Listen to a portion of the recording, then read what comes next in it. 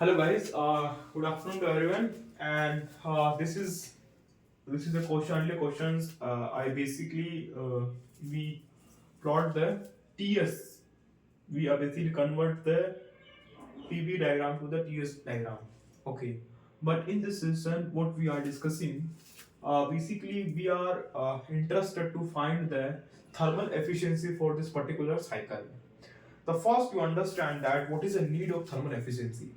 Thermal efficiency basically indicates that how basically indicates that whatever energy we are supplying to the system, like what actually we get work from here. Okay, like we are supplying the uh, two 200 kilojoule work uh, heat to the system, and we actually get 100 kilojoule work from this system. Okay, the what is the efficiency for this cycle? 50% efficiency. Okay, so accordingly we are trying to find that we have this particular cycle. How we find the thermal efficiency for this particular cycle, like what is the basic process for to find the thermal efficiency for this particular cycle. Here we use general process equation, state equations, and you also we use the first law of thermodynamics. Okay, now step by step we do these all calculations here. And the first we try to we try to find that, like, in which process we are supplying the heat. Okay, in which process we are supplying the heat. Okay, and what will be the q work output, like how to find the work output for this particular process. The first you try to understand that for a you if you know about that, for a cyclic process the for a cyclic process, net net internal change becomes zero, because the internal energy is the state functions, but heat and work output is process based functions, is a path function dependent on path, but internal is not dependent on path. Okay, we use this concept first to try to understand that. Okay, first we try to, like, heat q for 1 to 2 cycle. Okay, q for 1 to 2 cycle, how you find that? They said dq is equal to du plus pdv. du plus pdv. Okay, for this particular cycle, like you can write this. Du is what? mcv del t plus pdv. This is a del q. Okay, for a 1 to 2 process, this is a constant pressure, like p is constant here, like integrate to 1 to 2. 1 to 2. Okay, and he's the mass, working fluid mass. Okay, mc t2 minus t1. Okay, plus p v2 minus v1. This is the heat q net. Here you can see that what is the, like, here you can say that this term is a negative term. This term is negative term. How? You know that, you know, v2 is what? This volume is less compared to 1. Accordingly you can accordingly you can feel that this term becomes negative. And how you get this term negative? Write a ideal gas equations. This is pv is equal to mrt. pv is equal to mrt. You know that pressure is constant. If the volume is decreasing, temperature must be temperature must be decreasing. Okay, if volume is decreasing, temperature must be decreasing. Okay, so accordingly you can feel that this term, the whole term becomes negative. So you can see that you can feel that from this cycle, from this process, basically we are extracting a heat. We are extracting a heat from this cycle. Okay, now we come to the how you find the work. q23 q23 is what? This is what? This is a dq du plus pdv. Okay, du is what? mcv del t pdv. For a constant volume process, a volume constant, so this term becomes 0. Here you can write this mcv delta t. So for a 2 to 3 process, mcv t3 minus t2. This is the q for what? 2 to 3 cycle. Okay, here is the q is positive, here is q is negative. Okay, here q is positive, but here is q is negative. Okay, you can feel that. And for this cycle 3 to 1, for 3 to 1 dq is 0. So easily you can that q is 0. What actually you are feeling? What actually you are feeling in this particular cycle? Like, what basically we are doing in this calculations? Basically, first we are trying to find out the q for this particular individual processes. Okay, like we find the q for 1 to 2, q for 2 to 3, and q for 3 to 1. Okay, now we come to that, and we are trying to recognize that in which process we are supplying the heat. We are supplying the heat, and in which process we are extracting a heat from the system. Okay, in this is a extracting, like we are extracting a heat from this process, and we are supplying heat to the system from this process to this process. Okay, now we come to the this is the adiabatic process. In adiabatic process we can say there is no heat there is no heat transfer is there. Okay, so q is 0.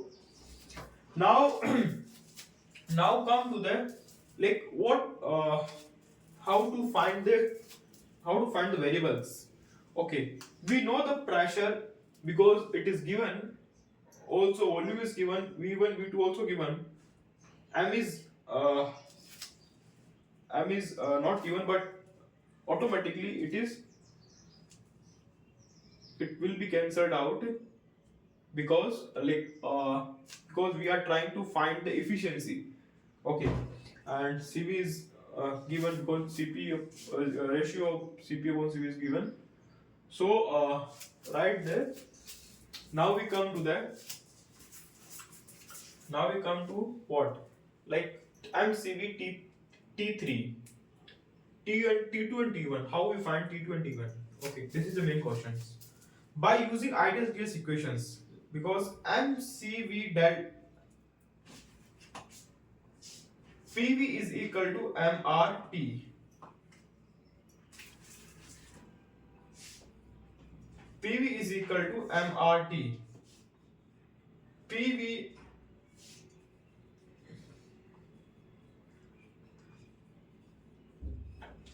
by using this expressions we can find the T2 and T1.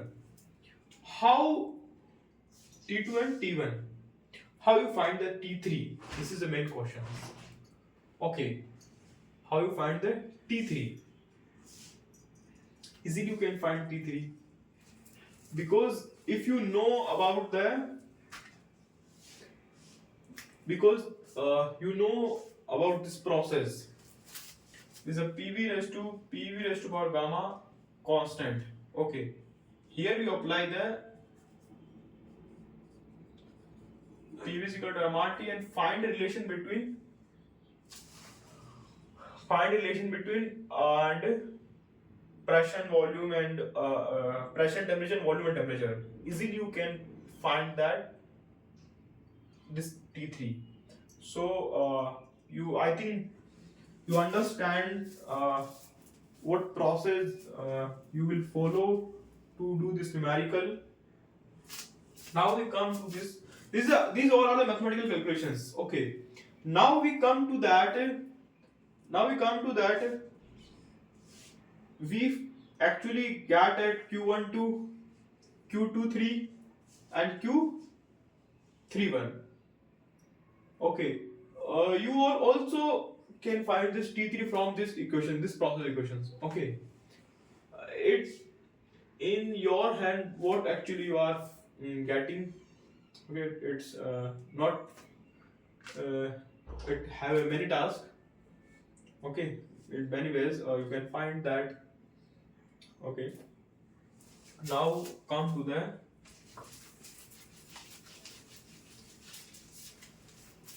this is a Q 3 to 1.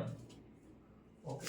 Now this part is very important for you because here we basically apply the thermodynamics. Okay. These all are the mathematical calculations, but here we find that how we find the thermal efficiency by using these three heat.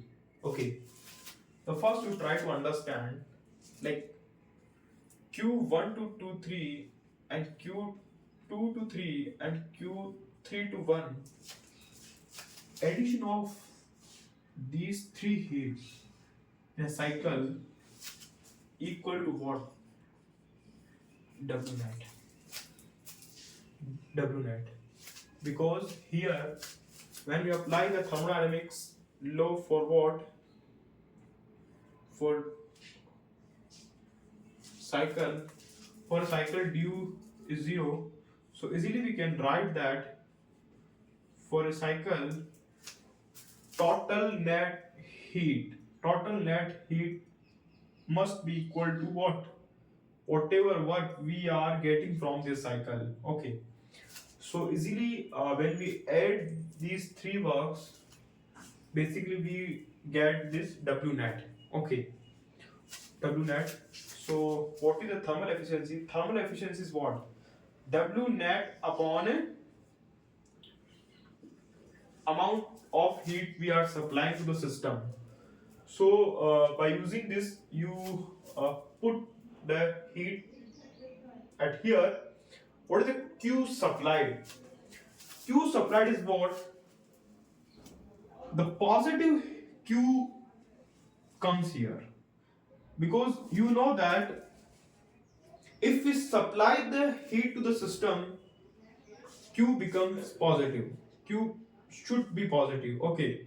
So by using some